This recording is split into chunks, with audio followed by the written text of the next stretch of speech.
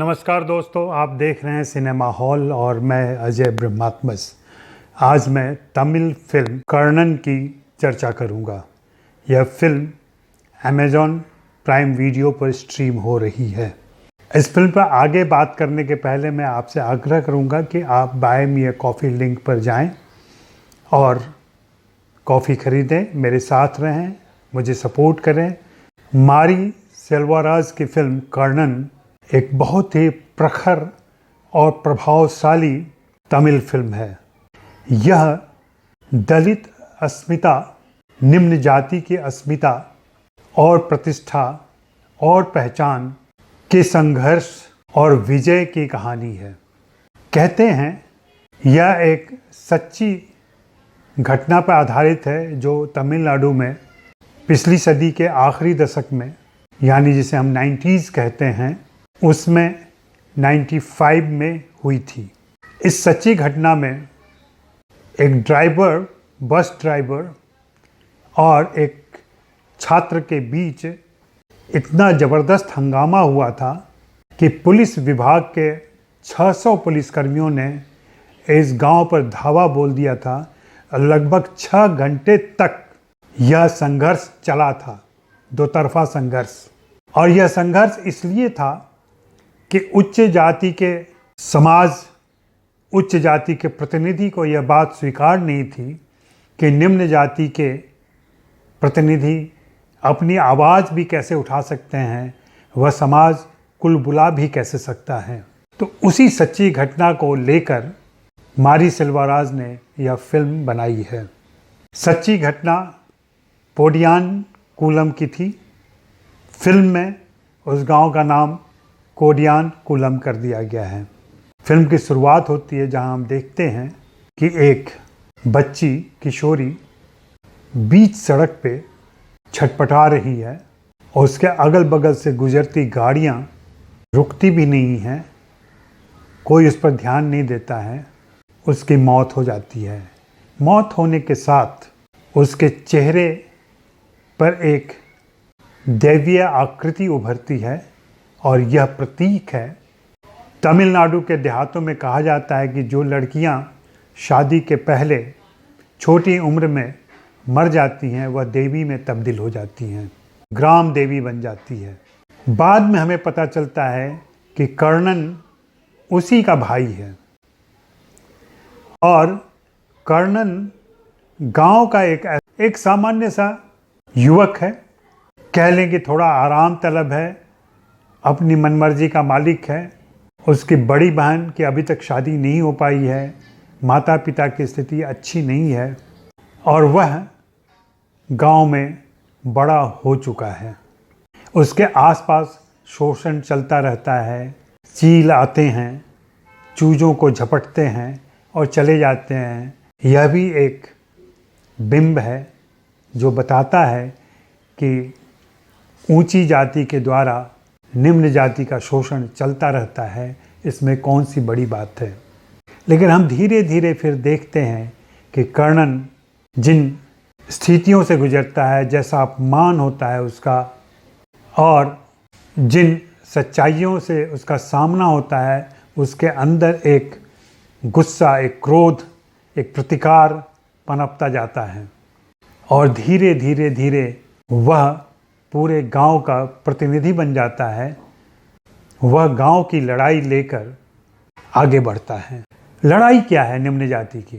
पहली लड़ाई तो यही है कि उनके गांव में कोई बस स्टॉप नहीं है। उन्हें आसपास के गांवों के बस स्टॉप पर जाना पड़ता है जो ऊंची जातियों का है, और वहां उनके साथ बदतमीजी होती है, वहां उन्हें अपमानित किया जाता है, वहां उनकी बेटियों को छेड़ा जाता है। बहुत इम्पॉर्टेंट सीन है इस फिल्म का एक, जहां एक बाप अपनी बेटी को दाखिले के लिए ले जा रहा है, पढ़ाई के लिए, और वे लोग दूसरे गांव के बस स्टॉप पर बैठे इंतज़ार कर रहे हैं और कैसे वहां के युवक उसके साथ छेड़खानी करते हैं और फिर ये मारपीट होती है।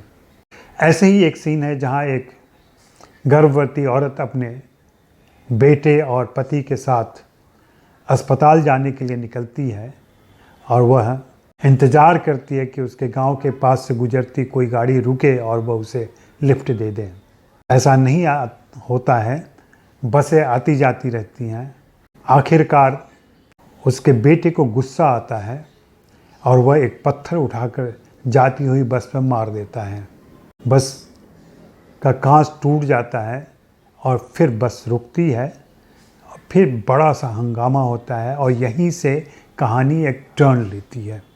बस रुकने के बाद से जो हंगामा होता है, जो मारपीट होती है, का तूल पकड़ना पुलिस विभाग को बहुत नागवार गुजरता है।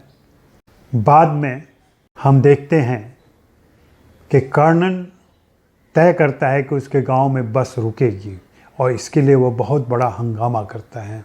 इस हंगामा में पूरे गांव के लोग इकट्ठे हो जाते हैं और फिर बाद में पुलिस आती है। पुलिस सारे मामलों की तहकीकात करती है और ऐसा मानती है कि गांव वालों ने यह गलत किया है, क्योंकि अगर उनके गांव के पास बस स्टॉप नहीं है तो वे बस के ड्राइवर कंडक्टर से ज़बरदस्ती नहीं कर सकते। यह बहुत सामान्य सी बात लगती है, लेकिन आप सोचें कि आखिर क्यों नहीं है बस स्टॉप वहाँ पर? क्यों अगल बगल के गांव के ऊंची जाति के लोग नहीं चाहते कि उनके गांव में कोई बस स्टॉप हो और उनके गांव के लोग संविधान के द्वारा दी गई सामाजिक सुविधाओं का लाभ उठा सकें? प्रशासन की भी नज़र नहीं है इस पर, और प्रशासन जब चौंकता है, बौखलाता है, नोटिस में लेता है, तो वह दमन करता है। वह उन्हें दबाने का तरीका अपनाता है। और यहाँ हम पाते हैं कि कैसे पुलिस अधिकारी हमारे ऊंची जाति के समाज के प्रतिनिधि के तौर पर इस फिल्म में आते हैं और उनका पुलिस इंस्पेक्टर, जिसकी भूमिका नेटी ने निभाई है, जो फोटोग्राफर भी हैं, वे आगे आते हैं और फिर यह गांव वर्सेस पुलिस महकमे के संघर्ष दमित करने की कहानी बन जाती है। पुलिस विभाग के दमन, अत्याचार, कानून अपने हाथ पर ले गए कार्रवाई से हम पाते हैं कि गांव के लोग इकट्ठे होते हैं और फिर वे कैसे आगे बढ़ते हैं और पुलिस का मुकाबला करते हैं। इस मुकाबले के दरमियान हम देखते हैं कि कैसे कर्णन ने कोशिश करता है और नौकरी पा लेता है। गांव के लोग उसे ज़बरदस्ती भेजते हैं, जबकि वह नहीं चाहता है कि ऐसे समय में गांव को छोड़कर वह नौकरी के लिए जाए। गांव के बड़े बुजुर्गों के कहने पर अपने पिता के साथ वह निकलता है और इस पुलिस महकमा पूरी फोर्स के साथ कर्णन के गांव पर आक्रमण कर देती है। भीषण खूनी संघर्ष होता है, मारे जाते हैं निहत्थे। उनके पास कोई मजबूत हथियार भी नहीं है। नौकरी के लिए जा रहा कर्णन, अचानक उसके अंतस से जैसे आवाज़ आती है। उसे लगता है कोई उसे पुकार रहा है, उसके गांव में कुछ हो रहा है। और सचमुच हम देखते हैं गांव का एक लड़का घोड़े पर सवार उसकी तरफ आता है और उसे आवाज़ देता है कि क्या हुआ है गांव में।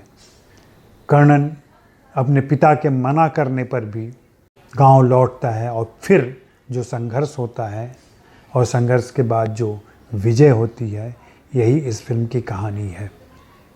मारी सेल्वराज ने फिल्म के शुरू के हिस्से में उनके सांस्कृतिक पहलू को दिखाया है, कैसे वे अपने पर्व त्यौहार मनाते हैं, कैसी खुशियां हैं उनकी। और यहाँ से उन छोटी दंत कथाओं से फिल्म शुरू होती है और फिर धीरे धीरे सिंबल और इमेजेस के जरिए लगातार आगे बढ़ती जाती है, जिसमें जानवर भी शरीक होते हैं। उस गांव के कुत्ते, मुर्गियाँ, चूजे, एक गधा, घोड़ा, हाथी, सब एक भूमिका निभाते हैं। खास करके गधे का सिंबल जिस तरीके से इस्तेमाल किया गया है, उसके दोनों पाँव, अगले दोनों पाँव में रस्सी बांध दी गई है ताकि वह दौड़ न सके। बाद के दृश्यों में हम देखते हैं कि कैसे कर्णन उसके पाँव का बंधन खोलता है और वह उन्मुक्त होकर गधा भागता है। यही उन्मुक्तता कर्णन में भी आती है। और वह दृश्य तो बहुत ही भावपूर्ण है जब गधा और उसका बछड़ा आकर मिलते हैं एक दूसरे से, ठीक जैसे कर्णन अपने गांव के लोगों से मिलता है। इस फिल्म में एक छोटी सी प्रेम कहानी भी चलती है। यह प्रेम कहानी आम फिल्मों की प्रेम कहानी नहीं है। यहाँ वह उसकी साथी है, उससे प्रेम करती है, उसे समझाती है। गांव के और भी चरित्र हैं। कर्णन के गुरु सखा यमन हैं, और भी ऐसे एंटागोनिस्ट किरदार हैं जो कर्णन को अधिक पसंद नहीं करते, लेकिन बाद में धीरे धीरे कैसे वे उसके करीब हो जाते हैं, क्योंकि कर्णन की लड़ाई वास्तव में पूरे गांव, समाज, जाति की लड़ाई है। निम्न जाति के प्रतिष्ठा की लड़ाई है, पहचान की लड़ाई है। हाल फिलहाल में अन्य किसी भारतीय फिल्म में ऐसी प्रखरता, ऐसी मुखरता नहीं दिखाई पड़ी है। आप सभी से मेरा आग्रह होगा कि आप यह फिल्म बगैर समय गंवाएं देख लें। इस फिल्म के कलाकारों में मुख्य कलाकार कर्णन की भूमिका धनुष ने निभाई है। धनुष को हिंदी के दर्शक भी पहचानते हैं। उन्हें रांझना फिल्में देख चुके हैं वे, और उनकी तमिल की भी फिल्में देखी होंगी उन्होंने। धनुष एक उम्दा कलाकार के तौर पर उभरे हैं और राष्ट्रीय पहचान बना रहे हैं। उन्होंने इस भूमिका को जितनी शिद्दत के साथ और जिस गरिमा और ओज के साथ निभाया है, वह दर्शनीय है। उनकी प्रेमिका की भूमिका में रजिशा विजय हैं। सहयोगी कलाकारों में लाल, योगी बाबू और नटराज हैं, और सभी ने अपनी भूमिकाएं इतने जीवंत और जानदार तरीके से निभाई है कि पूरी फिल्म की वे ताकत बन जाते हैं। उनका बैकग्राउंड, फिल्म के गाने, हिंदी भाषी दर्शकों से मैं कहूँगा कि जब इसके गाने आते हैं और उसके सबटाइटल जब मानी बताए जाते हैं, तो उन मानी को आप पढ़िएगा ज़रूर। वहाँ फिल्म की थीम, फिल्म का भाव समझ में आएगा। अगर वैसे मोटे तौर पर नहीं समझ में आ रहा है तो मैं मारी सेल्वाराज को बधाई देता हूँ और चाहूँगा कि उनकी फिल्में हिंदी में डब होकर आएँ। फिल्म चर्चा करते समय मैं अमूमन स्टार नहीं देता हूँ, लेकिन अगर इसे स्टार देना होता तो मैं 4.5 स्टार बहुत ही सहज तरीके से देता। चलते चलते मैं आपसे फिर से आग्रह कर दूं कि आप buy me a coffee link पर जाएं, मेरे लिए कॉफ़ी ख़रीदें और मेरे साथ बने रहें। शुक्रिया, मेहरबानी, धन्यवाद।